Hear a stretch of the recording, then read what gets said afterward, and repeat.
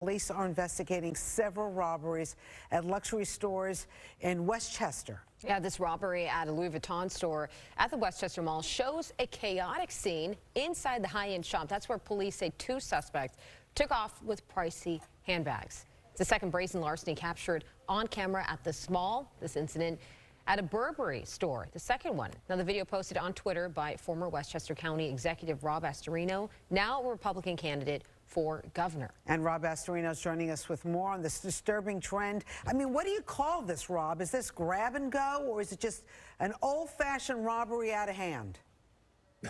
My wife, Rosanna, was saying to me, well, I know you can get me for Valentine's Day. It'll be pretty cheap if you just go to the Westchester and grab something. And it's sad because nobody's being prosecuted in New York anymore under Governor Kathy Hochul. And that has emboldened criminals like those you saw on that video, just brazenly walking in, grabbing it, and running out of the mall. And we've seen this all over the place. And this weekend, I was at my daughter's CYO basketball games. I can't tell you how many moms and dads came up to me. And they're just starting to realize now that this out-of-control crime, this soft-on crime, like no cash bail under Governor Hochul, the Manhattan DA not prosecuting, it's not just something over there. It's not something just in New York City or our cities. It's everywhere. And we've got to start reversing this trend by getting rid of these Albany politicians. But it really is, crime is everywhere. It affects everyone. And if it could happen in broad daylight in the Westchester Mall, a lot of parents aren't feeling safe anymore. And you've got to worry about what's going to happen next with these crazy criminals who are being treated like victims, and victims who are being castigated, and cops who are being handcuffed. It is a crazy upside down world. And this stuff has to come to an end. And people are finally saying enough is enough. They're waking up to all this reality. Well, Rob, why isn't this getting the attention of Albany? Why aren't legislators saying, wait, something's wrong here? I had somebody tweet me say, is it just because it's high-end stores? Is it just because it's our drug stores in our neighborhood? Like, what will Albany wake up to when all our supermarkets close in New York City because they've been cleared out? Like, what wakes up Albany? Well, look, they've been dealing with this and allowing it since the summer of 2020, right after George Floyd, and you'd have riots under the guise of Black Lives Matter and social justice, and nobody had to social distance or wear their masks anymore. And this is just allowed to happen, looting and rioting and arson, and it was all under the banner of, you know, progressivism and all this other stuff.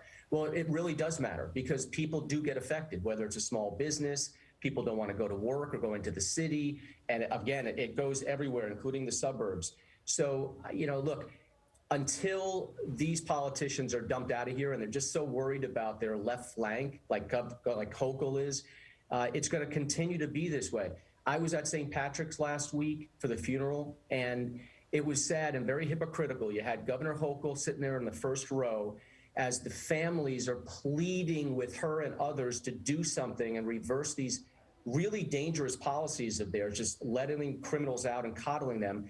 And Hochul and others sitting there polite, yay, where they're the absolute blame for all of this. And it's not going to change unless they're ejected out of Albany or the New York City Council. They're all crazy, but it's become very, very dangerous. Yeah, well, you certainly heard Officer Rivera's wife being very upfront about these rules and these laws that needed to change. I want to ask you, though, because you posted this video, and I think it made some major play on social media of the migrants at the Westchester County Airport. You pushed Westchester PD with an FOI request to get this out. You leaked this footage, and a lot of people are saying, what's going on here, and how is this happening? Can you explain what was going on? So last August, I blew the lid on the secret flights coming in from the southern border. So they're taking the southern border crisis and now moving it to the interior of the country.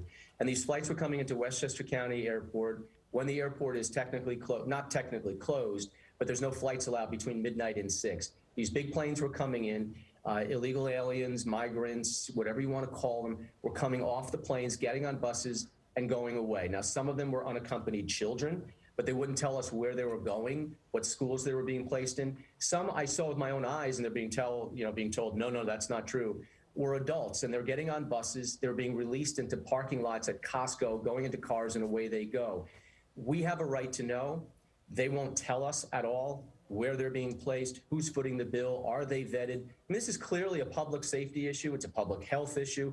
And even more than that, it's the public's right to know, and our government has been lying to us, deflecting. Kathy Hochul turns a complete blind eye. She's more concerned about coddling criminals and masking kids. She's in court again after she lost in court to make sure kids stay masked in school than she is about who's coming in that we don't know about going into our own communities. Mr. Astorino, I know that there have been some people digging deeper into who's funding it. Do you know who that is? Because there has been some reports saying that it's the federal government first and foremost, Bianca, because they're paying for all this. So they're giving these contracts to non-governmental agencies. And look, you know, the kids in this get caught, and I don't want them to, in the crossfire. This is adults. This is our own government basically waving everybody in at the southern border. Nobody cares. There's a complete breakdown of our immigration. And they come in here and they affect everybody here. The taxpayers have to pay this. Our health system is burdened. We don't know if they're vetted or not. We don't know if they're, you know, inoculated or not. And we're under our own restrictions here for COVID.